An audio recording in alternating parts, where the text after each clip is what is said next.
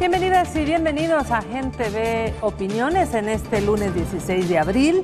Ya estamos a la mitad del cuarto mes del año y queremos informarles sobre lo que las instituciones del gobierno están realizando en torno a la vivienda, una vivienda digna a la que usted y todas y todos tenemos derecho.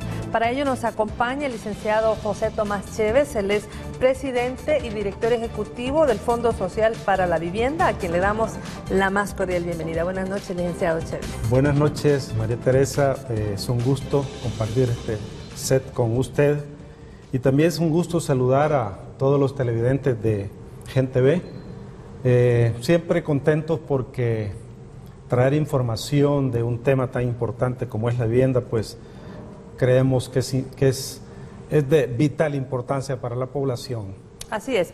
Bueno, está en camino ya pronto a llegar también el arquitecto Roberto Goches, quien es el viceministro de Vivienda y Desarrollo Urbano, con quien vamos a hablar un poco más sobre el tema de esta política nacional de hábitat y vivienda. Pero mientras esto ocurre, queremos iniciar con el licenciado Chévez para que nos hable sobre este trabajo que ya ha anunciado el vicepresidente de la República, el mismo presidente, del Plan 10. Quedan 10 meses prácticamente para la finalización de esta gestión gubernamental y se han planteado prioridades en todas las áreas. En el caso de la vivienda, de la cartera de la institución que usted preside, ¿cuáles son los resultados rápidamente que han tenido, pero también qué se están planteando para estos 10 meses? Bueno, considerando el Plan Quinquenal de Desarrollo de nuestro presidente Salvador Sánchez Serén y como dándole una continuidad a todos los resultados que hemos tenido en estos primeros casi 4 años, se formularon las prioridades, María Teresa, tal como usted lo dice, por cada una de las instituciones. ¿Qué es lo que vamos a hacer en estos 10 meses en beneficio de la población salvadoreña?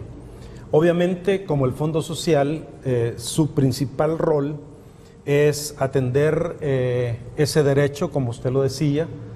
El exministro de Obras Públicas decía que la vivienda debe ser el proyecto de vida de toda familia salvadoreña. Yo comparto totalmente con él ese principio, porque otorgarle una vivienda digna, un techo a la familia, creo que es una de las cosas prioritarias más importantes. ¿Qué es lo que vamos a hacer nosotros en estos 10 meses? Obviamente consolidar nuestro plan de inversión quinquenal. Para ello estamos proyectando colocar en estos 10 meses 5.076 soluciones habitacionales que vamos a invertir, María Teresa, un promedio de 98.5 millones de dólares. Esto obviamente va a beneficiar un poco más de 21.300 salvadoreños que van a cumplir ese sueño de tener un techo digno. Pero para ello siempre nosotros damos una premisa. Si las instituciones encargadas en el proceso tramitológico para que los constructores en tiempo, diríamos, justo puedan tener sus proyectos aprobados, pues obviamente el Fondo Social no solo cumpliría esta meta, sino estaríamos superando la inversión, porque ese es el propósito nuestro. De la misma manera, tenemos nosotros como prioridades fortalecer el programa de vivienda social, que este programa, como ya lo hemos dicho en otras ocasiones, María Teresa, va dirigido a esas familias que están en situación vulnerable, esas familias que si no es por nuestro gobierno a través del Fondo Social, sería imposible que cumplieran este sueño. En este programa tan especial como es Vivienda Social, pretendemos en estos 10 meses también beneficiar a 906 familias con una inversión de 7, casi 8 millones de dólares, donde 3.805 madres de familias, madres solteras, podrían estar cumpliendo este sueño en base a este programa que, como repito, va dirigido a las familias en situación vulnerables, va dirigido a vendedora que tiene un puesto en la calle para llevar el sustento a su familia, a esa madre soltera que de repente alquila una pieza en un mesón y que de repente expone a sus hijos a estar utilizando un baño de todo el conglomerado para sus mismos niños. En este esfuerzo de este programa tan especial como es Vivienda Social, nosotros hemos definido darle todo el apoyo necesario, impulsando las 4 modalidades que hemos determinado para este programa, como es un programa a 30 años plazo, tasas diferenciadas que van desde el 3% al 6%, sin prima, y obviamente al hablar de tasas diferenciadas es porque estamos privilegiando una tasa de interés anual a las familias que se esfuercen en proporcionar una prima para este tipo de vivienda. También en este programa especial se ha establecido la modalidad de promesa de ventas. Es para aquellas familias que no pueden demostrar ingresos fijos y que de repente también es difícil demostrar los ingresos en sus negocios. Entonces, ¿cuál es la forma que determinamos para ayudarlos? Establecer una promesa de venta. Esto quiere decir que en 12 meses estas personas van a estar pagando la cuota que corresponde a su vivienda, y a los 12 meses que han demostrado que tienen la capacidad de pago, nosotros estaremos listos para entregarles la vivienda.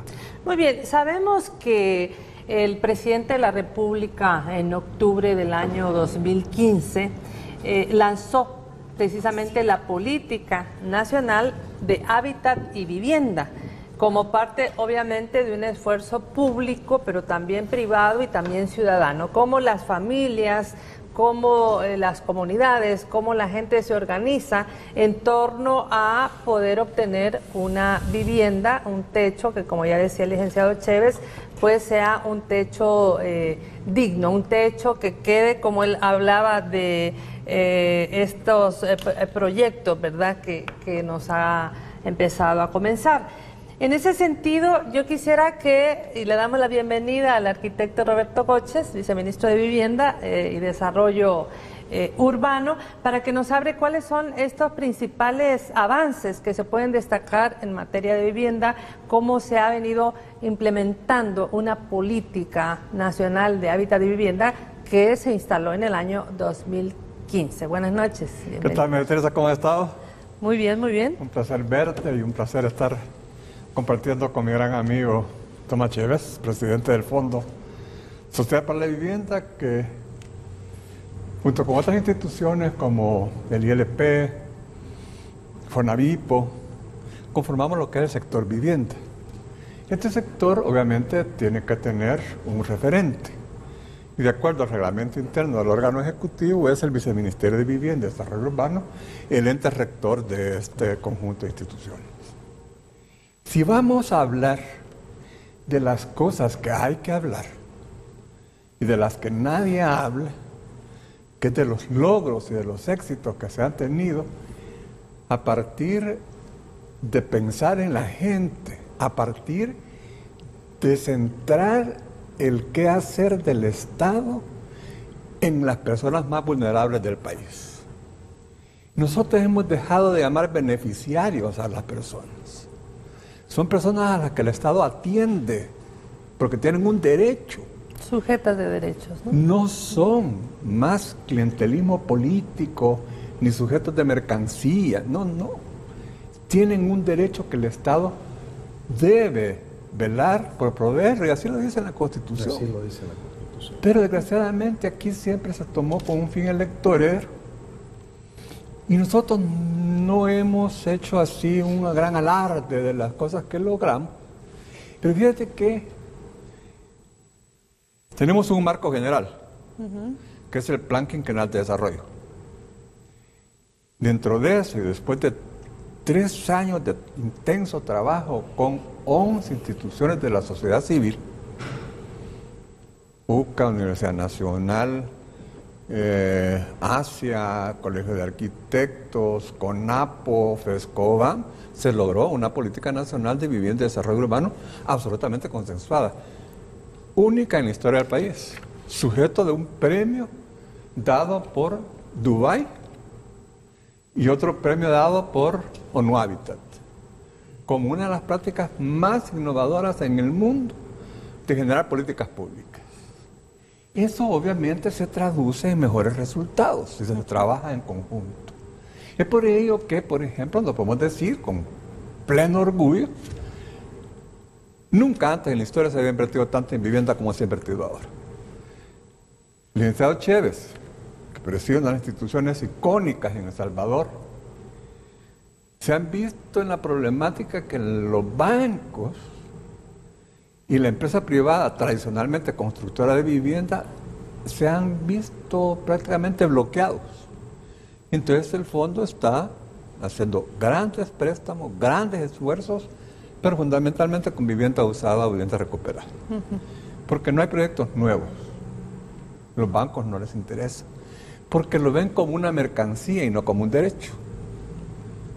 Pero aún así, hemos invertido 563.31 millones de dólares. ¿En qué periodo? Estamos hablando de los gobiernos del cambio. Desde el 2009. Claro. 563 millones. ¿Cuánto? Para atender a 381.573 personas. Sí. 103.971 familias salvadoreñas. Yo tengo algunas estadísticas que nos pueden también ayudar a sumar a esos datos que está dando el arquitecto. Yo tengo los créditos que hemos dado, Robertillo, desde junio 2009. Junio 2009 a febrero del 2018. Solo el Fondo Social ha dado 54.131 créditos con una inversión que supera los 880 millones de dólares. Por eso es que estoy totalmente de acuerdo con Roberto de que es el periodo... Son 300 millones más. Así es. Es el periodo del presidente Sánchez Serén. Es correcto. Fue un error. Le agradezco a Tomás porque... Bueno, por eso somos equipo. Sí, Pues por sí. supuesto. Uno tiene derecho a equivocarse. Lo que pasa es que cuando hablamos de 563 millones de dólares, Es solo el periodo. pero es en este periodo. Es correcto, así es. A nosotros se nos pusieron metas en el plan quinquenal. Al Fondo Social para la Vivienda tenía una meta de alrededor de disminuir el déficit cuantitativo de viviendas que faltan 3 puntos. 2 puntos porcentuales. 2 puntos porcentuales. Y a nosotros 3 puntos porcentuales el déficit del déficit cualitativo. Pero hemos bajado el 10. Entre el fondo y el viceministerio. Porque si tú hablas que hay una déficit en el país de 570,000 viviendas aproximadamente, estamos esperando los próximos censos para corroborar las cifras exactas, y ya de esas 103 familias han sido atendidas en ese sentido, pues es casi el 20%. Es correcto. Entonces se ha logrado más. Y aquí tenemos una serie de iniciativas, porque la vivienda no son 4 paredes y un techo. Claro, hay un hábitat, ¿no? Hay un hábitat, bueno, que ese hábitat comienza con la seguridad jurídica de la tenencia de la tierra.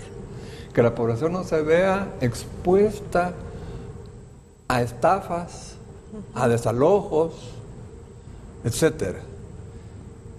En ese sentido hemos otorgado enorme cantidad de escrituras, y solo con la ley de regularización de notificaciones, que haya habido una enorme cantidad de personas estafadas, bueno, han estado presos y hay algunos presos todavía, ya se regularizaron 30.867 lotes para igual número de familias, más 9.000 familias que obtuvieron sus escrituras de propiedad, fundamentalmente por los decretos emitidos por la Asamblea Legislativa, en donde se desafectan tramos de la vía férrea que nunca van a ser utilizados por un tren en el futuro, porque el tren de cercanías en El Salvador es uno de los proyectos que se han tenido siempre. Sería un enorme error privatizar tramos en donde va a pasar este ferrocarril. Se están desafectando aquellos tramos donde nunca va a pasar, pero donde va a pasar se está manteniendo como propiedad del Estado. Entonces estamos acá avanzando. Creo que los logros son evidentes. Mucha gente que yo leo en las redes sociales y las críticas, que se les regalan casas a los mareros, que se oye de todo. Y tienen derecho, pues si quieren hablar, que hablen.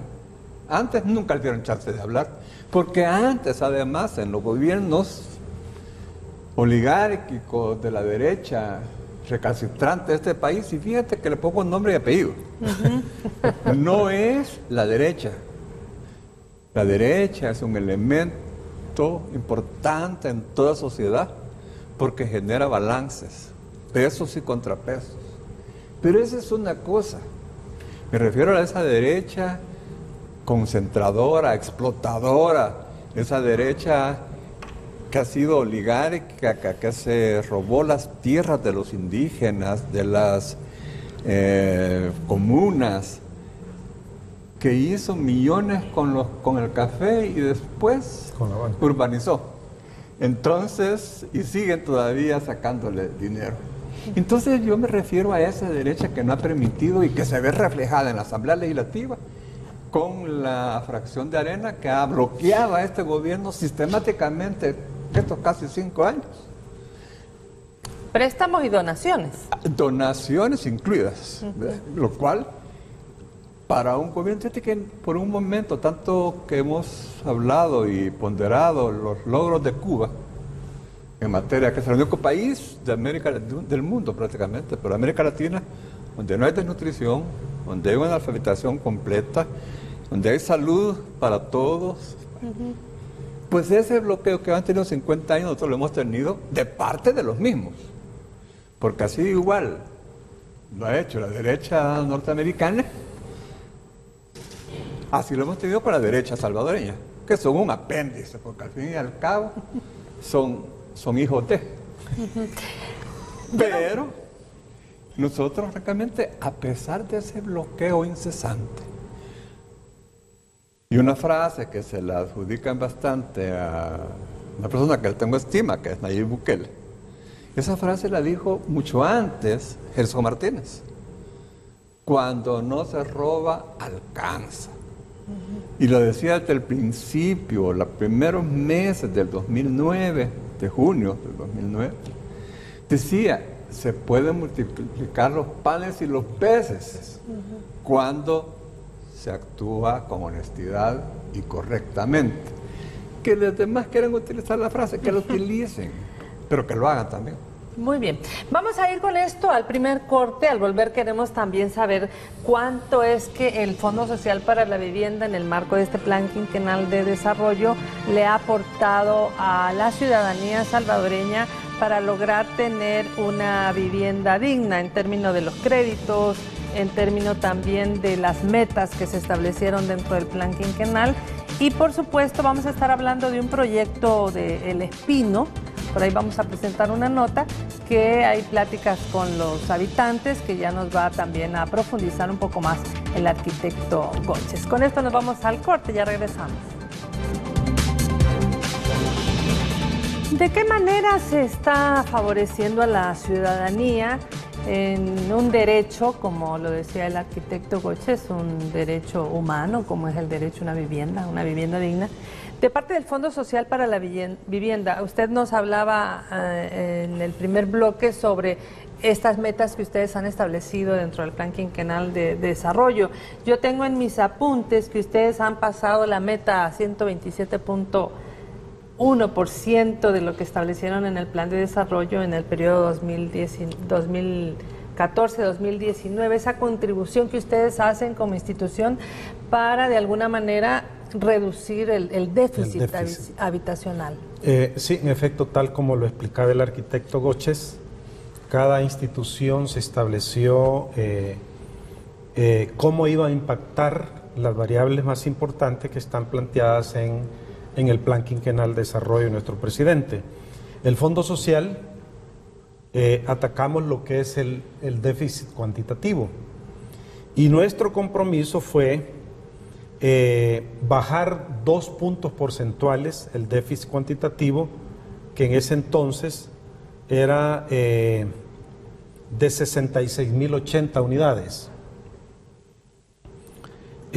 La buena noticia y la gran satisfacción para nosotros es que al mes de febrero ya teníamos de esa meta superados a 2.5 en puntos porcentuales. Eso implica que llevamos el 50% arriba de la meta que ya habíamos establecido.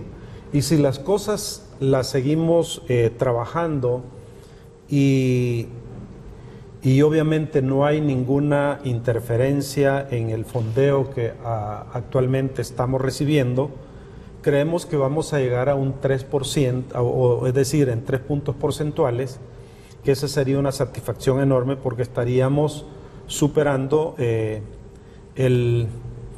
más del 50% en el tema del déficit cuantitativo. Se ha aportado el 36.3% del déficit cuantitativo total y el 127.1% en relación a lo que nosotros establecimos en el plan quinquenal. Esto se refiere a que de junio de 2014 a febrero de 2018 hemos colocado 23.995 soluciones habitacionales por un monto que supera los 431.5 millones de dólares,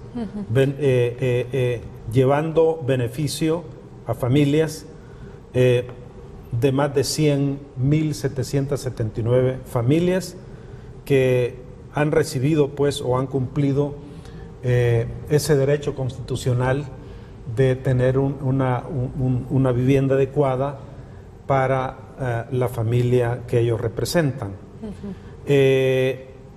Anteriormente yo decía también que, y lo decía también el arquitecto Goches, que en estos gobiernos es donde ha habido más inversión en el tema de vivienda, y aquí solo voy a enfocar lo que es créditos, porque si nosotros tocamos todas las intervenciones que hace el viceministerio en lo que es los asentamientos urbanos precarios, todo lo que hace Fonavipo en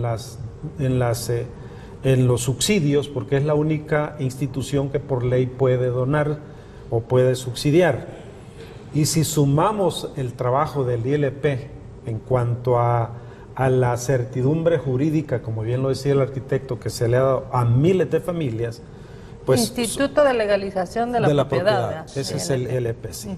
Entonces, decía que en este periodo de junio 2014 a febrero de 2018, nosotros hemos otorgado 23.838 créditos por 431 millones de dólares. Aquí hay algo que yo quisiera resaltar y quizás motivar al sector de la construcción, porque obviamente con el Fondo Social para la Vivienda siempre van a tener el apoyo del financiamiento a largo plazo para las familias que compran esas viviendas. En este periodo de nuestro presidente, en el Fondo Social hemos otorgado 5.686 créditos de vivienda nueva, con una inversión que superan los 165.3 millones de dólares. Aquí viene mi reflexión. Estos 165.3 millones de dólares han generado empleo al sector obrero que tanto lo necesita.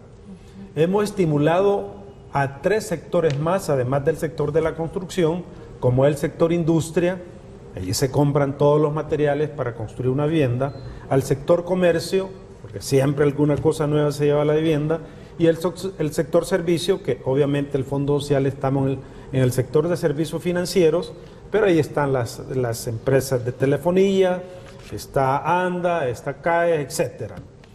Que eso en términos generales es dinamizar la economía del país, que eso es uno de los conceptos que estableció nuestro presidente en su plan quinquenal. Un país productivo, un país educado y un país seguro. Nosotros, en esa alianza estratégica con el sector de la construcción, hemos generado esa productividad, hemos generado ese dinamismo, porque la vivienda usada, si bien es cierto, mitigamos el tema de vivienda, pero no agregamos valor a ese esfuerzo que nuestro presidente demanda de cada una de las instituciones del gobierno. Muy bien, y dentro de esta política nacional de hábitat y vivienda, tiene que ver con toda esta gente que muchas veces se le engañó para tener un terreno que hoy se tiene que legalizar, bueno, incluso las instituciones estatales que tenían la infraestructura en terrenos que eran privados, no eran ni siquiera estatales. Eso, yo por experiencia sé que en salud eso ha sido un verdadero dolor de cabeza que se ha ido corrigiendo. Sin embargo, hay otro tipo de situaciones en la vivienda, como el que atraviesan 76 familias que viven en la finca El Espino, que afrontan una situación de desalojo. Yo quisiera poner en contexto la siguiente nota para a partir de ahí hablar con el arquitecto Goches de la solución a este tema de los habitantes de la finca El Espino, y también hablar de las buenas prácticas que se han tenido en los asentamientos humanos precarios que ha llevado a cabo el Viceministerio de Vivienda. Vamos a ver la nota a continuación. El 9 de febrero del 2017, la Sala de lo Constitucional resolvió que los habitantes de la comunidad debían ser desalojados dentro de un plazo de 6 meses. El litigio que han sufrido las familias que tienen la orden judicial de desalojo es un proceso entre privados y que ahora el gobierno busca la forma de ayudarles. Si en jurisprudencia se ha declarado de que la familia es propietaria y tiene que salir, nosotros, por nuestra parte, en correspondencia, en defensa del interés nacional y en defensa también de los sectores vulnerables, estamos en pro de encontrar una salida viable. La idea es dar apoyo a las 76 familias que tienen orden de desalojo por la Sala de lo Constitucional para cumplir con un acuerdo que se dio entre uno de los gobiernos del Partido Arena y una de las familias que financia sus campañas. Se empieza a abrir la calle entonces Diego de Holguín y le piden a la familia dueñas una permuta, que les den el terreno donde va a pasar la Diego Holguín a cambio de que el Estado les dé unos terrenos que es donde están las familias asentadas. Se da la permuta, abren la calle y en la tierra que se le fue entregada a las familias dueñas en cambio del derecho de vía, están las familias ya asentadas. No son familias que han llegado a invadir el lugar. El gobierno ha destinado a entregar entre $4,000 y $12,000 a las familias. Todo dependerá si estas cuentan o no con un inmueble fuera de la finca El Espino. El próximo viernes 20 de abril llegaremos a cabo el levantamiento de datos y recolección de información de estas familias. Incluso, las 76 familias afectadas tendrán la facilidad de optar a viviendas que son financiadas por el Fondo Social. Poner a disposición de las familias beneficiadas el que puedan adquirir una vivienda utilizando esos $4,000 o esos $12,000 como prima para adquirir una vivienda. Tanto el Ministerio de Obras Públicas como el de la Defensa Nacional pondrán a disposición camiones para ayudarles con la mudanza a las 76 familias. Bueno, veíamos ahí al ministro de Obras Públicas, al viceministro de Vivienda, al director de Fonavipo y al presidente del Fondo Social para la Vivienda. 4 instituciones de manera interinstitucional resolviendo un tema que tiene que ver con ¿cómo se le llama esto? Que la Sala de lo Constitucional, una resolución de la Sala de lo Constitucional del 9 de febrero del 2017 que resuelve que los habitantes de la comunidad deben ser desalojados dentro de un plazo máximo de 6 meses. ¿Cómo se encuentra la situación de estas 76 familias, arquitecto Goches? Bueno, este es un problema sumamente complejo. No inicia en febrero del 2017. Ya el juez Palma, de Antiguo Cuscatlán, antes había intentado en 3 ocasiones desalojar a las familias. La Corte Suprema de Justicia entra a la Sala Constitucional porque los habitantes van y se acogen, apelan a la Sala de lo Constitucional que les respete su derecho. Entonces la Sala, hasta ese momento, el Viceministerio de Vivienda, en una comisión que forma el presidente Sánchez Serén, dada su enorme sensibilidad humana, forma una comisión interinstitucional en donde la lidera en ese momento la Secretaría de Participación, Transparencia y Anticorrupción. Y instituciones del sector vivienda como el Viceministerio, Fonavip y Fondo Social para la Vivienda. Comenzamos desde hace más o menos 4 años en pláticas con las familias para buscar una solución consensuada, equitativa, solidaria. Fue muy difícil porque hay tantos intereses que se mezclan que es imposible realmente llegar a una solución única, consensuada. Este problema empieza por allá por 1860, cuando las familias más ricas de este país se apropian de las tierras, nunca las compran, lo dije al principio, y después el gobierno de Arena, para abrirla, que entonces era Diego de Holguín, negocia con los propietarios que le cedan el derecho de vía y a cambio les va a dar unas tierras, que son donde están estas familias. Estas familias nunca han usurpado, estas familias vivieron ahí toda su vida. Les transfirieron un terreno a los propietarios con todo y la gente. Mucho tiempo se manejó que las familias se habían abusado, que habían usurpado y que la sacaran. Lo que las familias que siempre han tenido este terreno, que también fue objeto de expropiación durante la reforma agraria, y que mediante un artilugio de que en un plan de desarrollo urbano, un metroplan decía que era potencialmente urbano, se los devuelven. Y ahí se hace un plan especial. Es una historia que podríamos estar 3 programas hablando exclusivamente de esa problemática.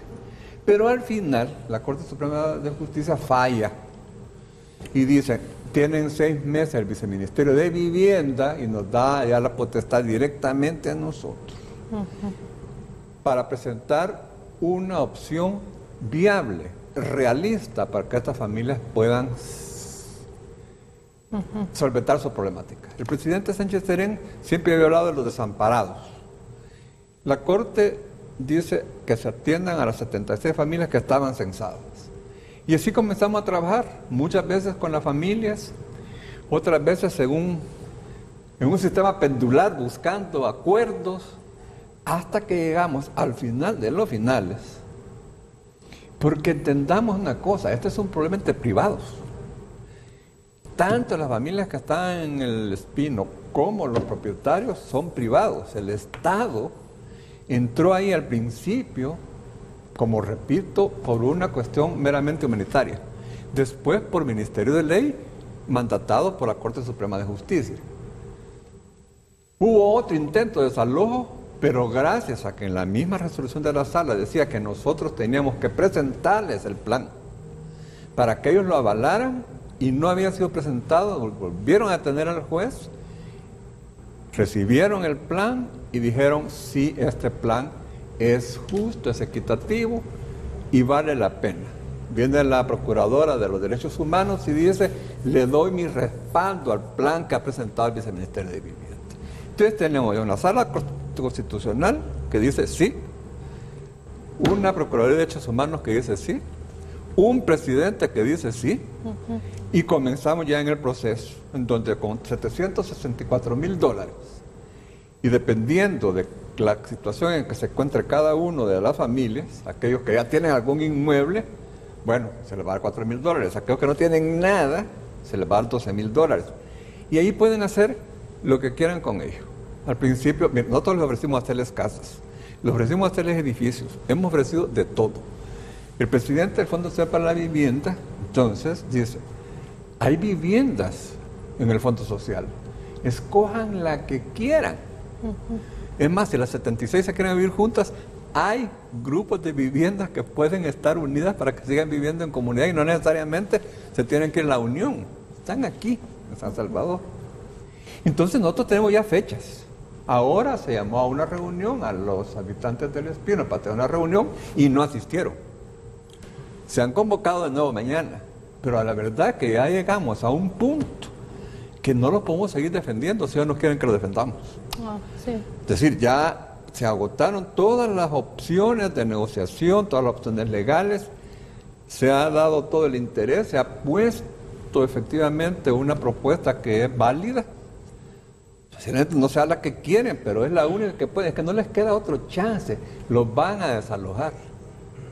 Y lo que nosotros no podemos permitir es que los desalojen y simplemente los tiren a la calle con todas sus pertenencias, con niños, mujeres, ancianos, tirados bajo el agua. No lo vamos a permitir. Entonces se les ha dado esta solución.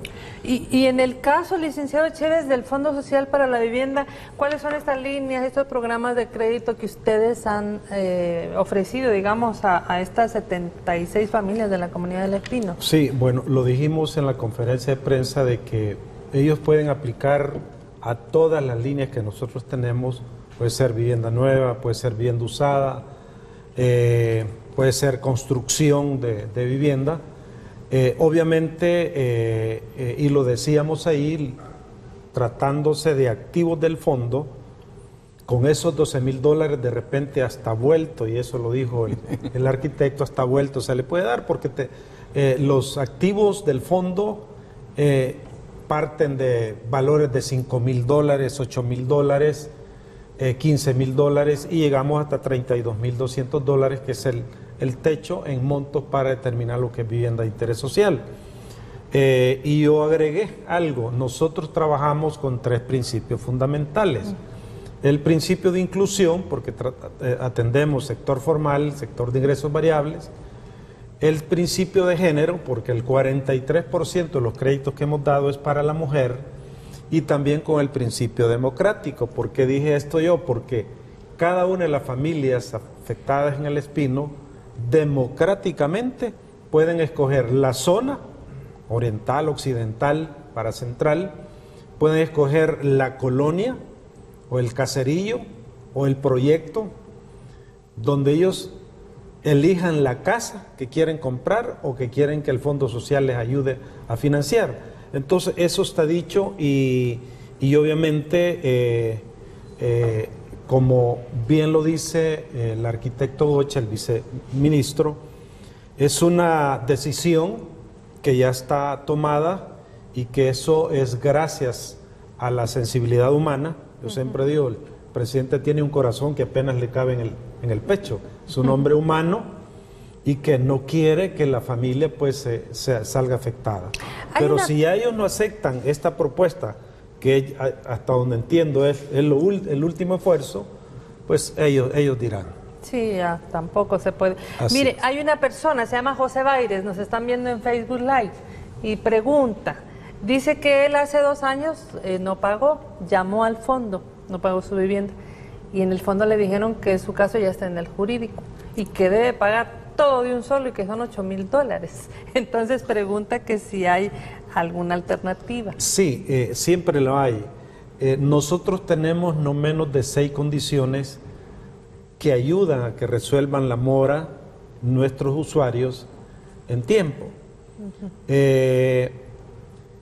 Y esas 6 condiciones le ayudan a la familia a que retenga la vivienda, porque ese es el objetivo fundamental del Fondo Social. El Fondo Social existe para entregar vivienda a la familia, no para quitarla. Lo que pasa es que si se abrió el proceso jurídico de cobro administrativo, que llega hasta la etapa diríamos, preconciliación. ¿Qué es eso? Porque muchas veces no es porque los usuarios no conozcan que existe un proceso administrativo y existe un proceso judicial, pero nosotros dándoles el chance de la duda, tenemos esa última condición, que es donde se sienta ante un juez el usuario, el representante del Fondo Social, le dice, mire, esta es la última acción que vamos a hacer para que usted se comprometa a arreglar su situación de mora. Si ya en este último chance usted no se compromete, pues obviamente de ya le decimos que va a pasar al proceso de vía judicial. Y en el proceso de vía judicial, María Teresa, no es que el fondo no quiera negociar, sino que la misma ley fue cambiada hace un buen rato, de que ya una vez un crédito, y eso es en todo el sistema financiero, entra al proceso de vía judicial, ya no se puede hacer nada más que dos cosas: o pagar la deuda total, que es lo que dice él, o que él le venda a un familiar la casa, porque ¿qué hacemos con el familiar? Lo analizamos, y si él tiene diríamos como la capacidad de pago de comprar la deuda de él, en vez de que la pierda y que se la adjudiquen al fondo y la compre otra familia que nada tiene que ver con el esfuerzo, entonces ese familiar de él puede perfectamente comprar la casa. ¿Qué tienen que hacer? Llegar al Fondo Social, decir, mire, en base a la entrevista, aquí estamos, queremos arreglar. Se le da el crédito al familiar y no pierde la casa. Bueno, ya escuchó, al final vamos a dar algunos números de contacto, voy al último corte y al regresar queremos hablar sobre estos asentamientos humanos precarios y el proyecto que se encuentra en el centro histórico con el arquitecto Goches. Ya regresamos. Sí. Bueno, estamos aquí viendo cómo le resolvemos a José Baires. Ya nos dieron un número, ya le vamos a decir dónde se tiene que comunicar y con quién. A ver, arquitecto, cuéntenos los avances para iniciar la construcción de los complejos habitacionales en el centro histórico de San Salvador. ¿Cómo está el tema de asentamientos urbanos precarios? Por ahí sabemos que va a recibir también un premio. Cuéntenos esa parte, por favor. Bueno, la verdad es que en estos periodos se ha consolidado la política de reducción del déficit habitacional cualitativo. Procurar el derecho a la ciudad a más de 10.000 familias, medio millón de salvadoreños, es una cosa importante.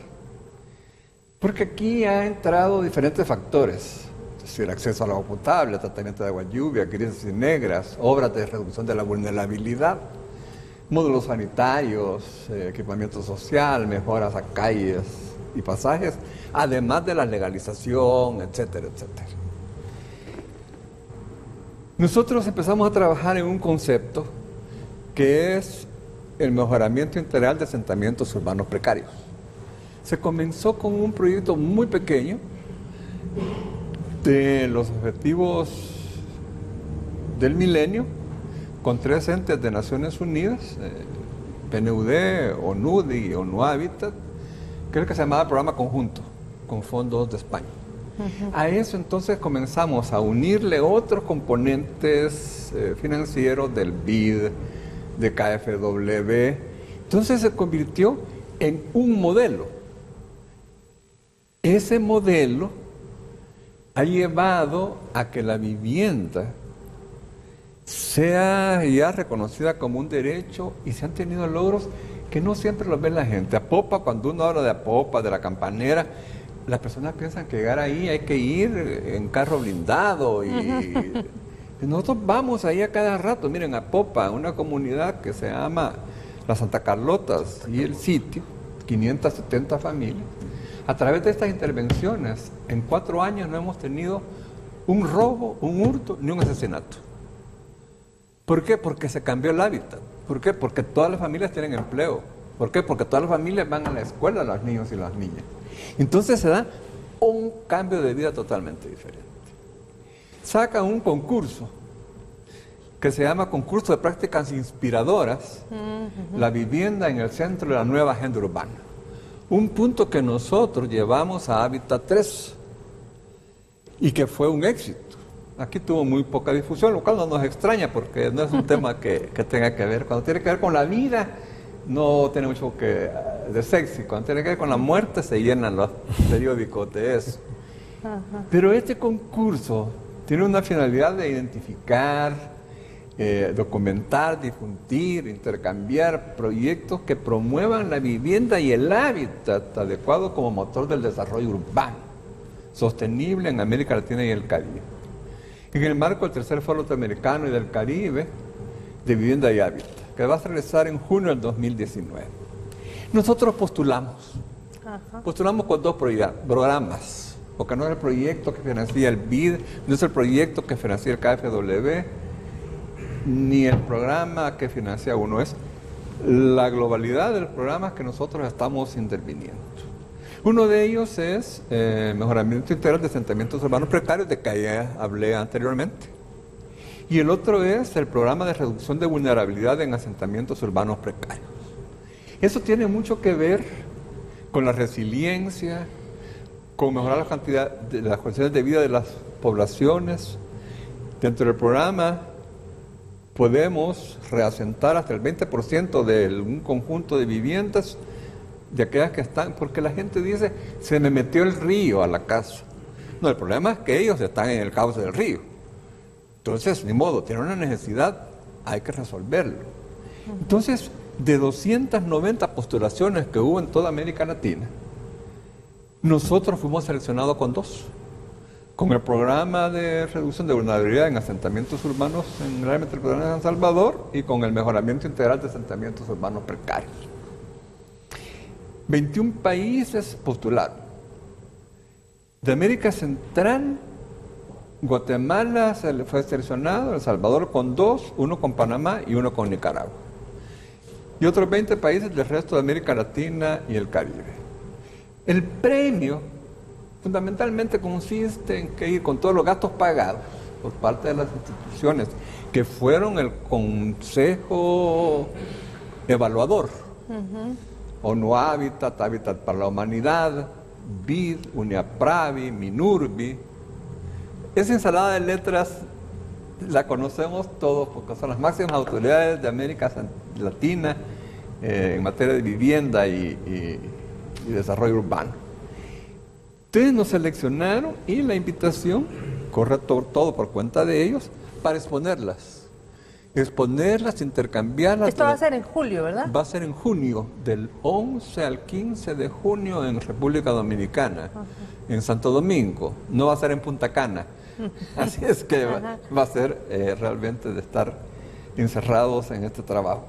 Para nosotros es realmente motivador, porque cuando le dicen que es un concurso de prácticas inspiradoras, tiene un trasfondo muy importante.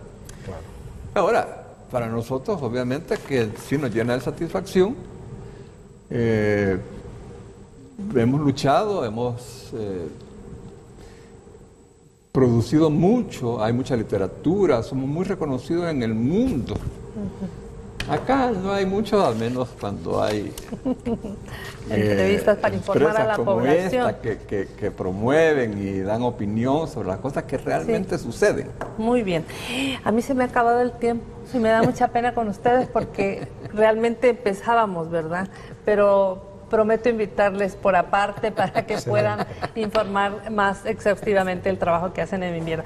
Gracias, licenciado Chévez. Como no, muchas gracias, María arquitecto. A la orden. Y sobre todo gracias a ustedes y esperamos que el amigo que nos pidió apoyo ahí se comunique a través de los teléfonos que le hemos dado para que pueda arreglar su situación. Como dice el licenciado Chévez, aquí se está para facilitar y ayudar el tema de vivienda y no para quitar, ¿verdad? Así que mañana a las 7 de la mañana esta misma entrevista en retransmisión y a las 7 de la noche le invitamos a una nueva entrevista siempre aquí en Gente Ve Opiniones.